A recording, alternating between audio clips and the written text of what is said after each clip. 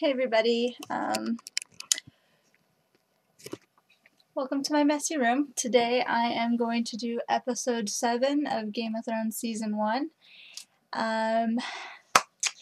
So yeah, I do have notes somewhere, but I was thinking about doing it by memory because a lot goes on in this episode. Here, maybe I should just use my notes just in case.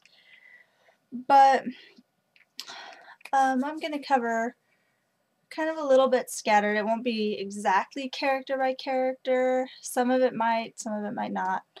Whatever. We'll see how this turns out. Anyways, we start with Jaime and Tywin opening the scene, and we finally meet Tywin, which is the father of the Lannisters, Jaime, Cersei, and Tyrion. And he is just, reprimanding Jaime for attacking Ned Stark and doing something rash and stupid, and then not finishing the job, not finishing off killing Ned Stark. And he is a really weird character. He's big on honor and his name living on. Just a odd kind of a character. And so yeah, they're already planning war against the Starks. He's giving Jaime some men, and I guess we'll see what goes on from there. And then we have Ned, and Ned seems to be like the character of this episode. He seems to be the one with the most surrounding him, and it has been like this for the last couple of episodes. But Ned, since the last episode he found out that Robert's sons weren't Robert's sons, he confronts Cersei and kind of gives her like a head start, like saying like, I know your sons are really Jaime's, they're not really yours, and if I'm going to tell Robert, and when he finds out, he's going to have like rage and he is going to kill you any means possible, and probably the children too. So he's giving her this kind of warning and this kind of like head start, like, look, take you and your illegitimate children out of here. And when Robert gets back, he is speared. Like, he is just I guess a boar and his tusks kind of ripped Robert apart in like the stomach area, and there's just like nothing they can do for him, and he's just dying. And Cersei's still around. You could tell like at this moment, like where Ned and Robert meet, that she is kind of fearful, like she wants to stay and check out what Ned's gonna tell Robert.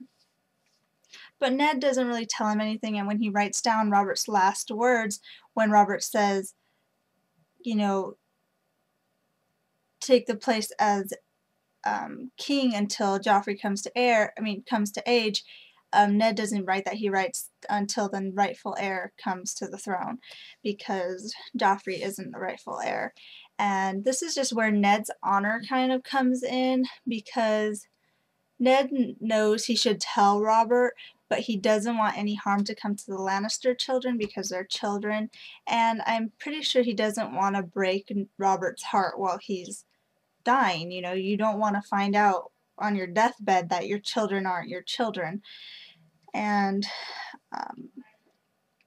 so he's going to serve as Lord Regent, and then he goes on to kind of start scheming. Well, not really scheming, but doing the honorable thing and making sure that Stannis is going to be the next in line. Well, he is the next in line, but he's going to make sure Stannis actually gets the throne. And Renly's coming up to him saying, look, you need to capture their children, use them as hostages until I can become king. And Ned's like, why are you going to become king when Stannis is your older brother? And then you have Peter, who says, keep everything the same until you can reveal Joffrey's little secret. That way, we could avoid a lot of bloodshed. And Ned's just like honorable. He wants to make sure Stannis has the throne. He wants to make sure the kids are safe, and he wants to just do it. He's trying to balance so much honor, and he's not willing to take any shortcuts or routes that will lead to dishonor, even if it means bloodshed. So he gets Peter to pay off the, I forget what they're called, but they're like the city watch. I know they're called something in particular, but right now I'll just call them the city watch.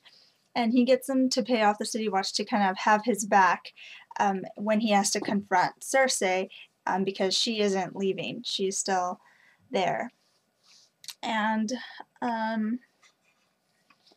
that's happening, and Robert on his deathbed, he also said, like, look, don't kill Daenerys. But when Ned is like, look, you know, Robert takes back what he said, Varys is like, you know, it might be too late. And so when we see Daenerys chapters, well, not chapters, I always call them chapters, but when we see Daenerys scenes, you know, she's just enjoying life. I love how they have them talk in the Dothraki language, because it just gives so much more like realism. I love it. I just do. And so Daenerys and Drogo are talking about the Iron Chair, and you know, she really wants her throne, but you know, they have two different cultures, and so you kind of see culture clash, yet there's that love there. And I love it. I just love how she managed to, even though being sold off to him, she and he love each other, and they've got this bond, even though it is a culture clash and it is her being sold to him. It's just amazing. And they go to the market. She goes with the market to the market with Jorah, and she almost gets poisoned.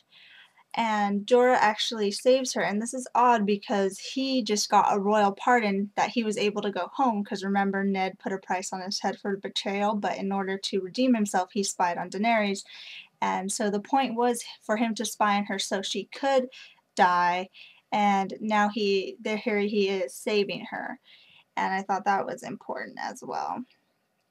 And because that guy poisoned her and he was sent from the kingdoms, Khal Drogo does this crazy speech promising his son the Iron Throne, and I love it. I think Drogo is a lot more interactive in the show than he was in the books. I don't even think this scene happened in the books, but I like it. It works. And then we have our Jon Snow scenes, and Jon Snow finally gets to take his vows, but he finds out he's not going to be a ranger, he's going to be a steward, and he throws his little bitch fit because he wants to be a ranger because his uncle's horse came in without his uncle. And I love Sam because, you know, he's saying, like, you know what, I can't explain it. Sam's being more of Sam. He's being more smart. He thinks a lot. At first I was like, oh my god, they're not making Sam do anything, he's just there for Jon. But here, I like how they're actually showing that he's smart. I still hate how they're like, where he does the I miss girls or whatnot. It's just, he's really, really smart. He likes to keep to himself. He likes to read. They just don't show enough of Sam being smart. But here he figures out, like, look, the Lord Commander asked for you. He wants you to be with him at all times. That means, you know, he's going to start training you to be the next Lord Commander. Just think about it. You know, stop throwing a little fit, because nobody's going to want a little boy as Lord Commander. You need to start growing up. Of course, Sam would never say it like that because he's too much of a softie. But that's basically what he says. And you know, they go out, finally take their vows. Now they could leave at like any time up until they take the vows. Once they take the vows, they have no choice but to stay at the Night's Watch or die, and they'll be deserters. And so he does take his vows finally, and he is going to be stuck there. And then we end, I think, the Jon Snow scenes when Jon Snow's wolf ghost picks up a hand, and that's pretty gross. I don't really know if that's exactly where it ends, because then I watched episode 8 right after this, so whatever. Let me see. yeah, that's the last one I have about Jon Snow. So yeah, they find a hand, and I like one scene that I liked a lot was Peter Baelish, and for some reason like his whore training. I don't know. I don't know why they do this with the whores and when I guess it wouldn't be HBO if there wasn't nakedness or something. But the scene is not important because he's training whores. The scene's important because you finally find out what Peter's all about. Because he's just that shady character. He's always in everyone's business. He always knows everything. And we find out that he only cares for himself.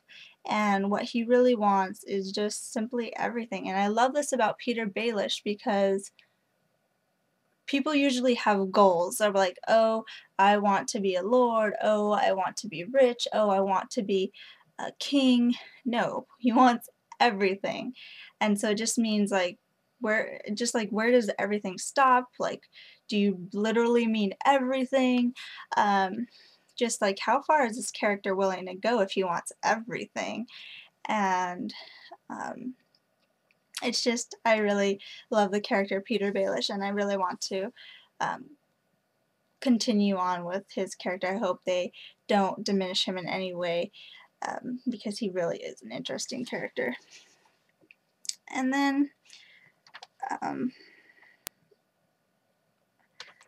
back to Ned, and I'll end with Ned's last scene for this episode, is basically Cersei finally just calls him in. She's like, you know, Queen Cersei and King Joffrey want you in the hall, whatever, I don't know. And so Ned and his little entourage with the city watch and whatever was left of his northern group, I don't want to say troops, but his guard from the north, whatever's left, meet the queen and the little king with their little entourage, you know, the Hound and the King's Guard and, you know, a couple extra soldiers. And, you know, Ned presents the king's last words and says, you know, Joffrey has no claim to the throne. And Cersei, and Ned still hasn't really said, like, you know, you're not your father's son, or at least not the father you think you have. It's kind of odd. It's like, my uncle is my dad. So that's weird. I don't think Joffrey knows yet what Ned is implying. He hasn't said it blatantly, but basically Ned's like, you have no claim to the throne, sees Joffrey and sees Cersei, and this is like one of the biggest betrayals ever.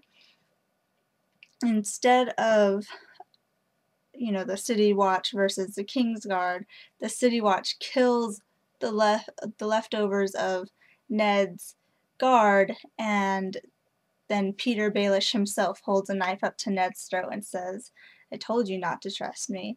And maybe that's not exactly how I said it, but that's basically what I said, and it was like, oh my god. And this is just why I love Game of Thrones, because anything can happen. And it's doing a really good job of reflecting A Song of Ice and Fire, and literally in A Song of Ice and Fire, anything that can happen will happen. And you just can't discredit anything. So if you think something's going to happen, you have like a theory about something, don't discredit it, because you never know. The show is just as unpredictable as the books, and we all knew Peter was that shady character, but we all know Peter loved Catelyn, and so you think, oh, Peter would help, you know, her husband, but then you also have to remember he loves Catelyn, so he has nothing stopping him from betraying her husband. So it's really amazing. It could go any way, and I might have skipped a few scenes, a couple of points, but whatever. I am also trying to reread Game of Thrones, the book, so I will probably do a review on that, because I only have 1, 2, 3, 4 reviewed and 1 review, and so I'm going to do them book by book now, if I can reread it. I have like tons more reading. So, thank you for your time. Bye.